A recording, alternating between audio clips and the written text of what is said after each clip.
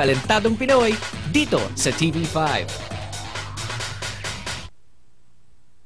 We are back and you're watching Talentadong Pinoy, of course, only here on TV5. Ang tanong, pag pinagsama mo kaya ang isang waiter at dalawang macho dancer, ano ang mangyayari? Parang may mga ngumingiti sa inyo dyan, Pwes, eto ang sagot sa inyong katanungan. Marami pang pinanggalingan ko bago tayo magkakilala. Galing pa ako ng barangay na Palisan, Gandahar, Samar. Galing ako ng Palawan. And then, hindi ko expect na makakarating ako rito sa Angeles. Nabuo yung grupo natin na masaya. Kahit iba-iba yung pesto natin, pero mahal natin yung grupo. Kaya sana maging solid tayo. With their offering of smiles and laughter, here's a group called Tres Locos. Ladies and gentlemen, may I have your attention, please? Your attention.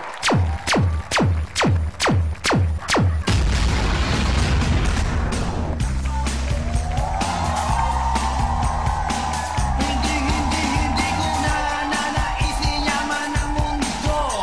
Basta maging isang gwapong katulad ko. Ako na lang palagi ang bukang bibig. Mga babae hinihimatay, kinikilig. At pakiramdam ng lahat, tinamaan ng kidlat. Kapag nakita na nila akong kumikindas. At pag ako'y dumadaan, lahat napapahay. Pati mga nagsasampay, pululaway. Mahirap, mahirap, mahirap ang maging pogi. Mahirap, mahirap ang maging pogi. Mahirap, mahirap ang maging pogi.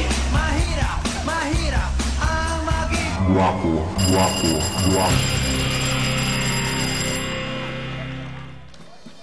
Parang tayo nanood ng Alvin and the Chipmunks na... Tsaka ang tagal, parang walang nangyayari bukod sa hindi nila pinashampoo yung mga buhok nila. Hindi, tsaka konting-konti na lang taong grasa.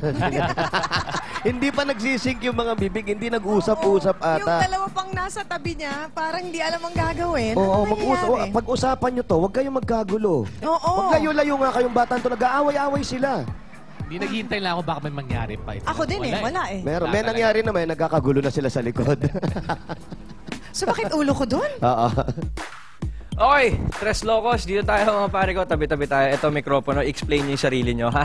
Okay, Tres Locos, nasarhan kayo ng kurtina. Matanong ko lang, sino bang pasimuno nitong talent na to? Alam ko yata kayo. Ikaw, anong pangalan mo, pare? Anthony. Anthony, bakit mo naisipang gawin itong ginawa ninyo? Kasi mukha kami loko-loko. Okay. Maraming salamat, Tres Locos. Okay, naiingganyong ituloy ang